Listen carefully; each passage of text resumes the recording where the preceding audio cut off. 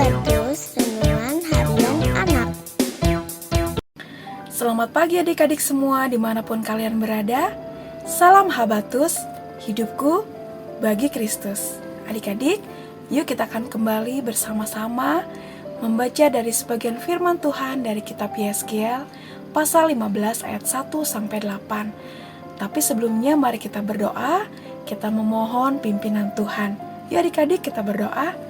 Tuhan Allah Bapa kami yang bertahta dalam kerajaan surga, kami mengucap syukur, berterima kasih atas penyertaan Tuhan di dalam sepanjang kehidupan kami. Saat ini ya Tuhan, kami serahkan renungan kami ke dalam pimpinan-Mu.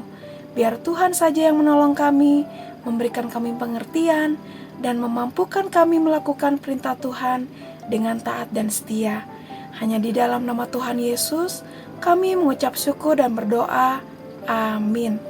Adik-adik, kita hanya akan membaca dari ayat 5 sampai ayat 8 dari kitab Yeskiel pasal 15. Nanti adik-adik mengulang kembali membaca keseluruhan ayatnya. Lihat, pada waktu masih utuh, ia tidak dipakai untuk apapun, apalagi sesudah dimakan api dan terbakar. Apakah masih dapat dipakai untuk sesuatu?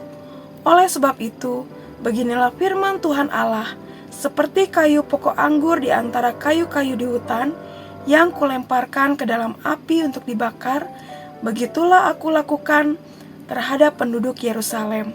Aku akan mengarahkan mukaku menentang mereka, walaupun mereka luput dari api, tetapi api akan memakan mereka. Kamu akan mengetahui bahwa akulah Tuhan pada saat aku menentang mereka. Aku akan menjadikan negeri itu sunyi sepi, karena mereka berlaku tidak setia. Demikianlah firman Tuhan Allah. Nah, adik-adik, di sini Tuhan Allah menghendaki umat kesayangannya, bangsa Israel atau penduduk Yerusalem untuk berbuah.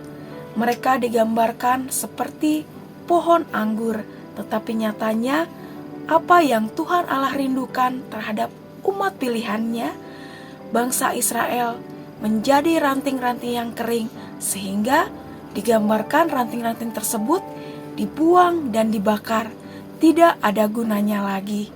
Mengapa mereka menjadi ranting-ranting yang kering?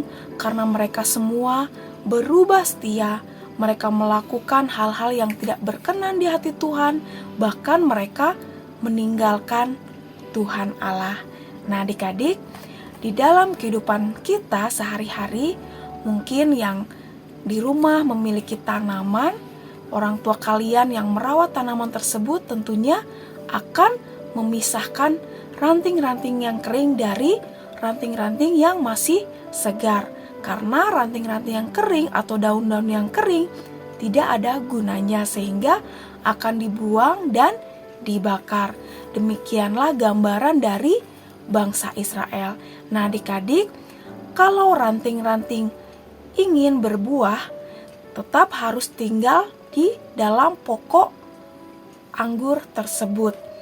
Jadi adik-adik, di dalam kehidupan kerohanian kita, kalau kita ingin hidup kita berbuah, kita harus tetap tinggal di dalam pokok anggur yang benar, yaitu Tuhan Yesus Kristus. Selama kita tinggal di dalam Tuhan, selama kita mau taat kepada Tuhan, selama kita mau tetap dalam pimpinan Tuhan, maka hidup kita akan berbuah. Tetapi sebaliknya, kalau hidup kita menjauh dari Tuhan, bahkan kalau lebih parahnya lagi meninggalkan Tuhan, maka hidup kita tidak akan berbuah, tidak akan ada artinya, bahkan akan terjadi hal-hal yang buruk, penghukuman yang terjadi seperti bangsa Israel yang mendapat penghukuman dari Tuhan.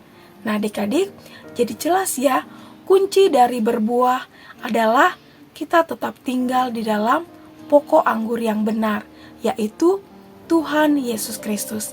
Apa saja buah-buah yang Tuhan harapkan, yaitu adalah kasih, sukacita, hidup dengan damai sejahtera, hidup di dalam kemurahan, hidup di dalam kebaikan, hidup di dalam kesetiaan, hidup di dalam kesabaran, di dalam kebaikan, di dalam penguasaan diri, dan di dalam kelemah lembutan. Nah, adik-adik, ketika kita mau taat kepada Tuhan, tinggal di dalam Tuhan, senantiasa di dalam pimpinannya, maka buah-buah roh yang Tuhan harapkan akan terjadi dalam kehidupan kita. Kita akan dimampukan Tuhan. Tetapi kalau kita hidup di luar dari Tuhan, maka hidup kita tidak akan ada gunanya. Kita tidak bisa berbuah. Kita hidup sembarangan, bahkan lebih parahnya, kita hidup di dalam kesengsaraan dan penderitaan. Nah, adik-adik, jadi kalau kita mau berbuah, hidup di dalam kebenaran Tuhan, maka kita harus tetap bergantung kepada Tuhan. Kita senantiasa taat kepada perintah-perintah Tuhan setiap saat dan setiap hari dengan membaca, merenungkan firman Tuhan, dan memohon Tuhan yang memampukan kita untuk melakukan kebenaran-kebenaran tersebut. Karena hanya Tuhan saja yang sanggup membimbing kita, memampukan kita untuk tetap berbuah dan melakukan hal-hal yang baik, hal-hal di dalam kebenaran. Amin. Yuk kita berdoa. Terima kasih ya Tuhan atas firman-Mu pada saat ini. Ajar kami Tuhan untuk tetap berbuah, hidup kami tetap berguna, hidup kami tetap tinggal di dalam kebenaran, dan hanya karena Tuhan saja yang sanggup dan memampukan kami. Tuhan, ampuni kami yang terkadang kami menjadi anak yang malas untuk taat dan setia kepada Engkau. Tetapi lewat pembacaan Alkitab pada saat ini, Tuhan ingatkan dan mampukan kami untuk tetap tinggal di dalam Engkau, untuk tetap hidup di dalam kebenaran-kebenaran Tuhan. Terima kasih ya Tuhan atas firman-Mu pada saat ini. Kami mau menjadi anak-anak Tuhan yang baik, anak-anak Tuhan yang taat, dan anak-anak Tuhan yang penuh dengan kasih dan mengasihi sesama kami. Terlebih kami pun mau lebih lagi mengasihi Engkau. Terima kasih ya Tuhan. Hanya di dalam nama Tuhan Yesus Kristus kami mengucap syukur dan berdoa. Amin.